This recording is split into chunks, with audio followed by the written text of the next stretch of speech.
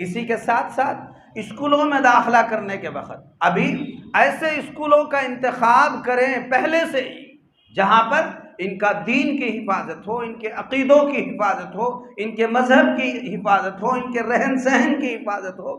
آپ عام طور پر دیکھیے، بس ہمارے ذہنوں میں اتنا ہے ہمارے بچے کو اچھی طرح انگریزی پڑھنے آنا چاہیے۔ کہاں انگریزی اچھی پڑھائی جا رہی ہے؟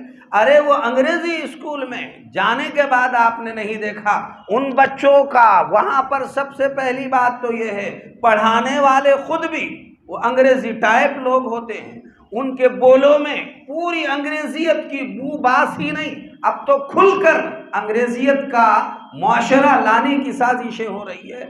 وہ بچوں کو یہ کہہ رہے ہیں دیکھو تمہارے کپڑے ایسے ہو، لڑکیوں کو کہہ رہے ہیں تمہارے یہ کوہنیوں تک بھی آستین نہیں رہنا چاہیے، یہ بھی کھلی رہنا چاہیے، اور پورا تمہارا بدن پورا ظاہر ہو جائے، ایسے لباس پہننے کی دعوت دی جاتی ہے۔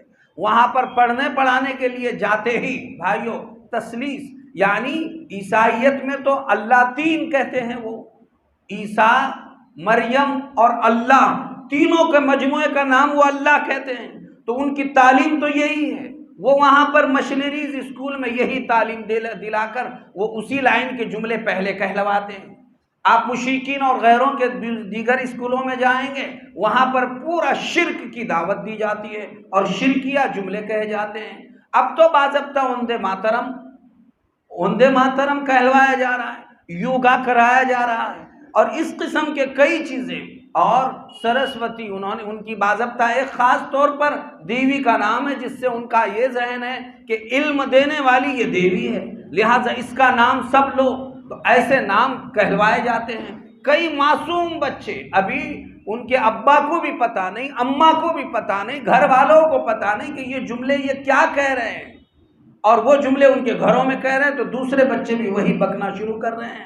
ہمارے بچوں کا ذہن، دماغ، عقیدہ ایسے اسکولوں میں بگڑتا جا رہا ہے۔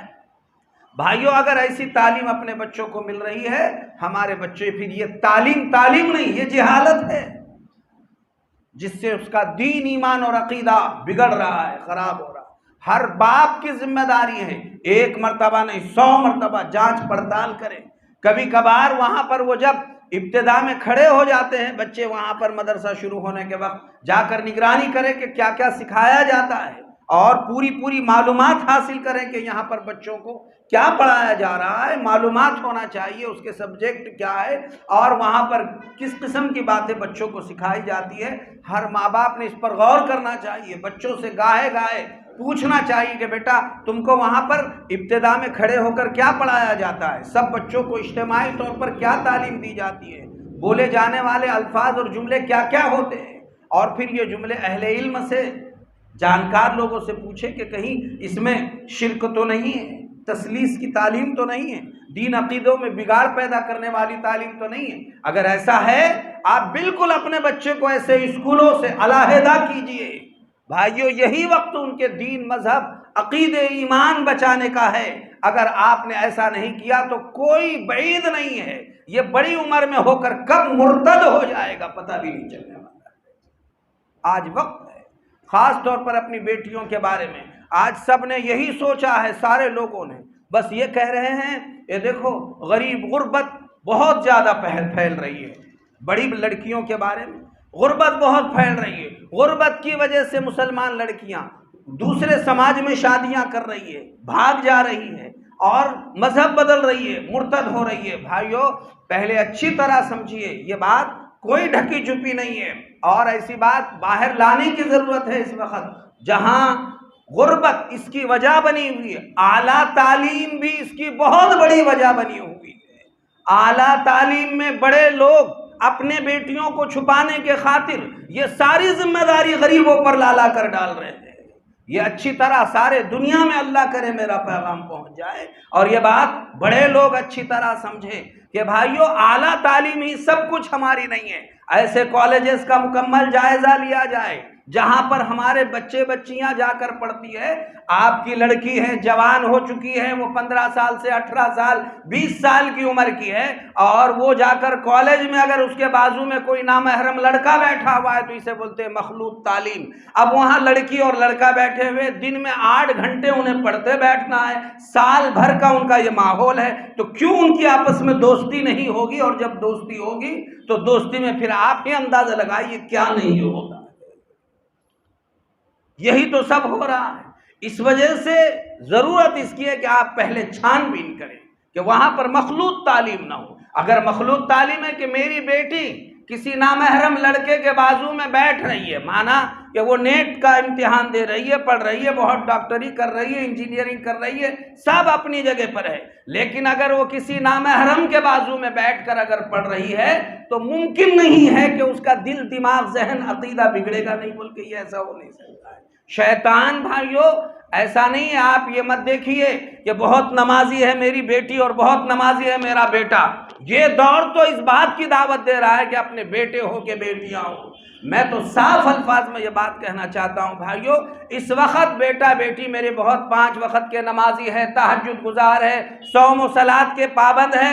وہ نمازی ہے، صوم و صلات کے پابند ہے، تہجد گزار صحیح، وہ فرشتہ نہیں ہے، وہ فرشتہ نہیں ہے. شیطان ان کے خون میں بھی ایسا ہی دوڑتا ہے جیسا بدن میں خون دوڑتا ہے. حدیث میں ہے الشیطان یجری، شیطان ایسا دوڑتا ہے کمجری دم، جیسا بدن میں خون دوڑتا ہے.